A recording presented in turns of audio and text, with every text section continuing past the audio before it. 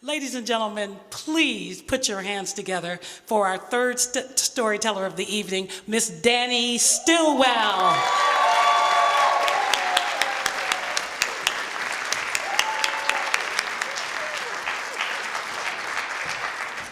Woo! It didn't look like this yesterday. Nobody was in here.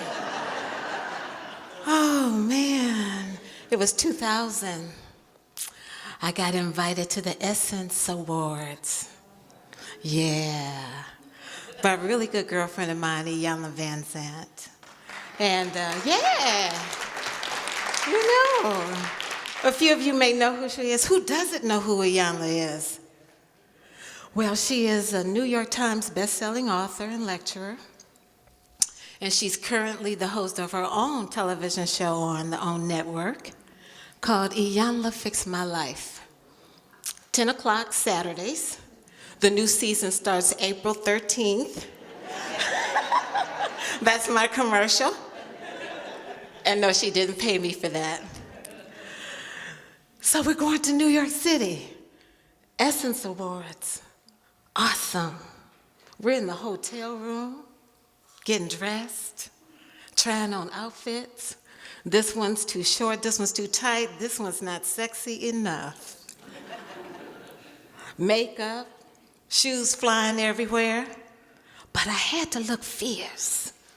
You know, because we don't know who we're going to see that night. Denzel might be there. And I have to look fierce for Denzel. All right? We wanted to look fierce. So the room is a mess by this time. So we get ready. And Iyanla had to take a phone call, so she said, listen, I ordered a limousine for you all. You go ahead to the theater, and I'll meet you there. So I said, limousine? I felt like a star. But I was a star, I just didn't know it at the time.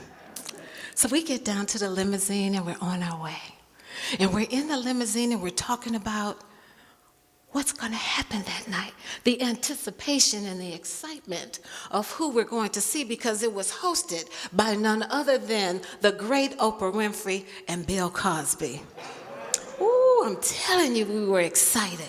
So we're sitting in the back of the limousine, and we're all excited, and her daughter, Jamia, and her assistant, and her husband, and we're just talking and yapping. And in the distance, I could hear the crowd, and I could see lights and flashing lights, and then we got even more excited. And at that time, there were limousines in front of us, and there were limousines in back of us.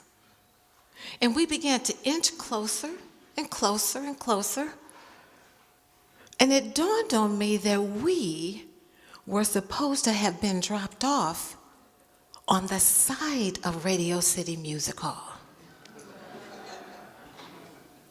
This didn't look like the side of Radio City Music Hall. And as we inched closer and closer, in my mind, I said, oh my God, we're in the wrong limousine. We are going to the red carpet.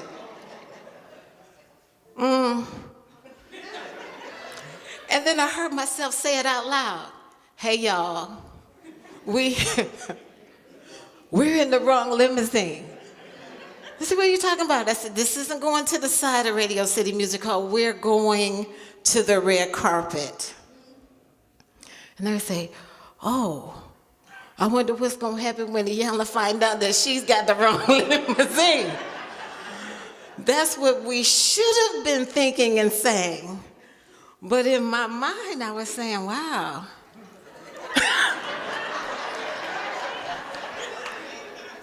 What I was really thinking is, I'm going to the red carpet. I may never get this way again. But I am here now. And as soon as I said that, the other thing that popped up into my head, because the deceptive intelligence will tell you, who do you think you are? You don't deserve to be on nobody's red carpet.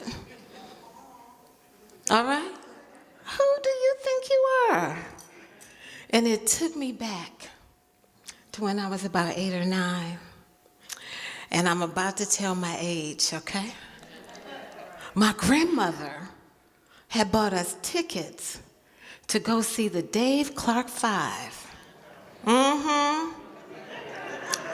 At Cobo Hall. The Dave Clark 5. And I come downstairs and I thought I was real cute. I had on my color block dress and my go-go boots. And I was feeling real good. And my dad looked at me and he said, "Your legs look like straws in Pepsi-Cola bottles."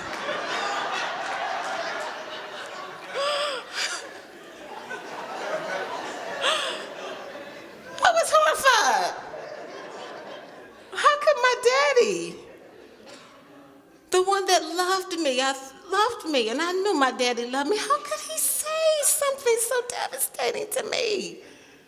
That my legs look like straws in Pepsi-Cola bottles.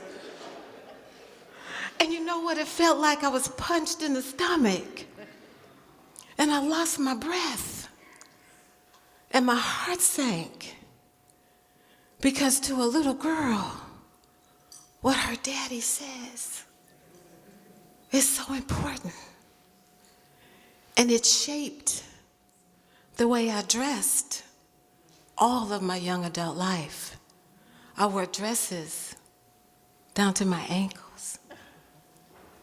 I wore pants so that I could hide that vision of straws in a Pepsi-Cola bottle. And that wasn't all I hid. I began to hide my feelings because I wasn't important enough. Who was I? Everybody else and their feelings were much more important than mine. So I hid mine. I hid them for oh so very long, and whenever anybody did something to me, it was okay. It was all right. Who am I? So I'm sitting there and I'm thinking, and the noise and the shouts of the crowd woke me up. But that's all right. I'm here now. And as we inched closer, and the door to the limousine opened, and I saw the hand of the attendant, and I reached for it. And I emerged out of that limousine like I was Diana Ross. And I flung my arms open. And I turned around to the crowd and I waved.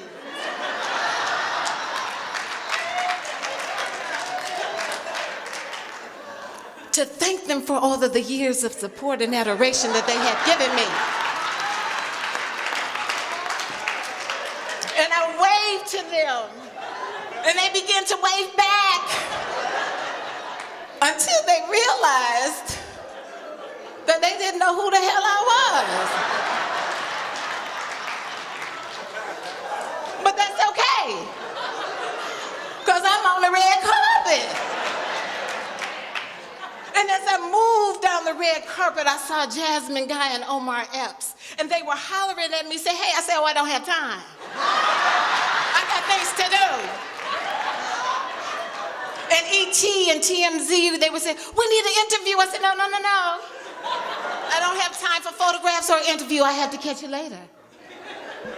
I have some place to be." And as I walked that red carpet, I was so totally unchained.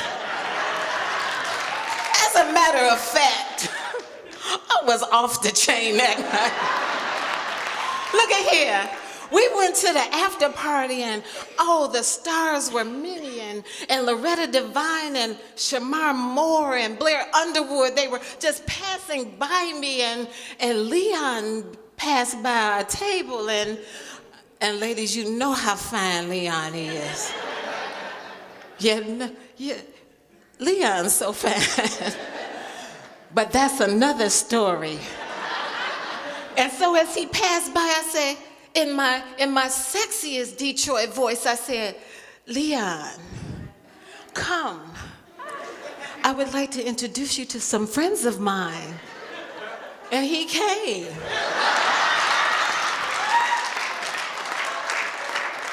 And he stayed for a while. And we had a fabulous time.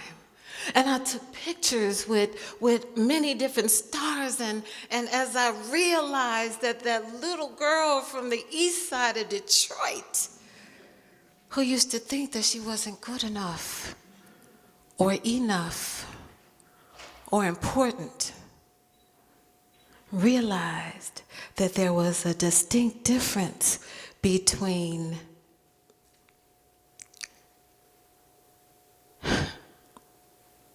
I'm here and here I am. And here I am in all of my magnificence, in all of my gloriousness. Little girl with 2 straw legs and some go-go boots, walking the red carpet. And I've been walking it ever since. Thank you.